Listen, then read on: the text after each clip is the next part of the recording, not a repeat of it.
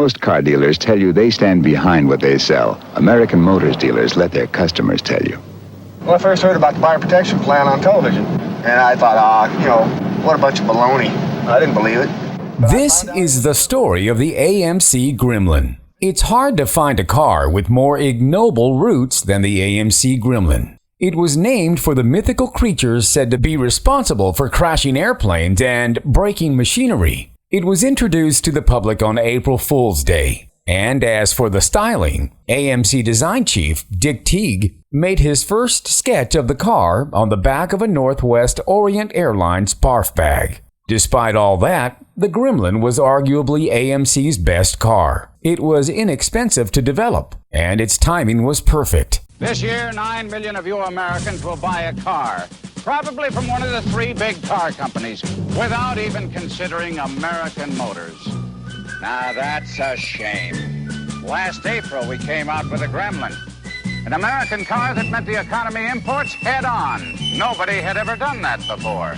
The Gremlin was part of an uncoordinated response to the onslaught of imports. Ford and GM were developing their first-ever subcompact vehicles, the Pinto and the Vega. But AMC didn't have the cash. It had just acquired Kaiser Motors' money-losing Jeep division for $70 million. And it was deep into the development of the 1970 Hornet compact car. It was obvious that whatever they developed would need to be as cheap as possible. So cutting down the Hornet seemed to be the best option. By the way, thank you for watching this video. Give us a thumbs up, subscribe, and hit that bell for future video notifications from the Boca Brothers Classic Car Reviews. Now let's continue. Style was the best way to make the Gremlin stand out. Teague was realistic about the car's appearance. He understood that the Gremlin was not going to win any styling awards, and that the Gremlin at least had personality and character, and that it looked different. Mechanically, the Gremlin was just as ordinary as it was stylish. One of the most notable features was its complete lack of technical innovations. GM developed new materials, manufacturing processes, and vertical packing shipping methods for the Vega. Contrast that with the Hornet, which was thoroughly modern but used Rambler American chassis and driveline components. With the Gremlin, American Motors hopes to be remembered as the company that got there first. The front half is pure Hornet. It's in the rear they go their separate ways.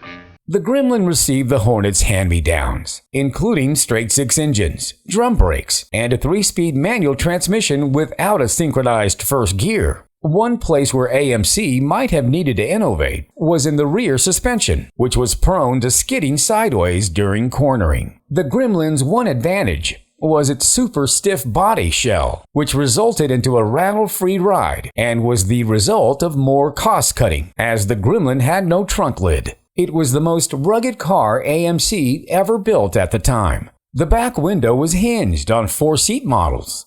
But on low-end Gremlins, which lacked a back seat, luggage had to come in through the doors. Even though buyers might have seen through Gremlin's cheaply constructed facade, its simple engineering may have given the Gremlin an edge. The Gremlin certainly was functional. For one thing, it was the first modern American car that was truly as small as the Beetle, being within a couple of inches of the VW in length and wheelbase. For comparison, the Ford Maverick was nearly 2 feet longer. It was several inches wider, which made it feel like a bigger car. Of course, the AMC Gremlin weighed more than the VW by 760 pounds. But it was a hell of a lot quicker, nearly as fuel efficient, and its American-sized 21-gallon gas tank took it significantly farther on Phillips. It even had a tighter turning circle than the Beetle. Mrs. Mildred Frankler of Teterboro, New Jersey, if you can identify the lowest list price car built in America, you will win our grand prize.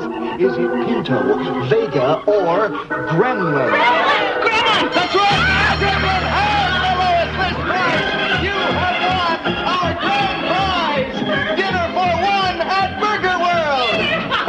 I want the car! No, Mrs. The Gremlin was cheap. The cheapest 1970 Gremlin with the smaller of the two sixes, a 3-speed column shift manual, no backseat, and no hatch lid, listed for $1,879, right in the same neighborhood as the Volkswagen. To put that in perspective, a bare-bones 1970 Chevrolet Nova started at $2,335, and the Vega would debut with a $2,090 price tag. The Gremlin was an immediate hit with buyers. The car was more powerful than the Beetle and other imports, and it felt more substantial. This simple machinery made it quite reliable by today's standards. People loved its dorky looks, enough to overlook its choppy ride, tiny back seat, and lack of luggage space. In 1971, AMC introduced the Gremlin X, which would become a trend later in the 1970s, that we call the all-show, no-go performance package. The X package added fancy wheels, big tape stripes, and a jazzed-up interior, but no performance improvements over other Gremlins. AMC added a V8 option in 1972, and the denim-upholstered Levi edition appeared in 1973. American Motors Gremlin gets the best gas mileage of any car made in America. Haven't seen you around for a while. Haven't seen you around. The Gremlin's best sales tool may have been OPEC, thanks largely to the fuel crisis. 1974 was Gremlin's best sales year. Today, the AMC Gremlin is idolized as a piece of the 1970s kitsch, just as the lava lamp was, and deservedly so. When American Motors introduced the Gremlin, people found out that it doesn't cost a lot of money to own a car that's fun to drive. The idea has spread all over the country. The Albuquerque 8. The Wichita Wiggle. While it's easy to be cynical about the Gremlin's humble, hurried roots, history has proven that AMC's move was the right one. The Vega is remembered today for its rapidly rusting body and self-destructing engine. The Pinto is known for exploding when hit from behind. Only the Gremlin was a true success story. AMC built 671,475 Gremlins between 1970 and 1978. That's a drop in the bucket compared to other automakers. Chevrolet built more full-size cars in 1970 alone, but it was enough to make the Gremlin the second best-selling car in AMC's history. $1 gives you the same opportunity as everyone else to win this great new 1978 Gremlin. Production continued through 1978, after which the Gremlin was reborn as the AMC Spirit.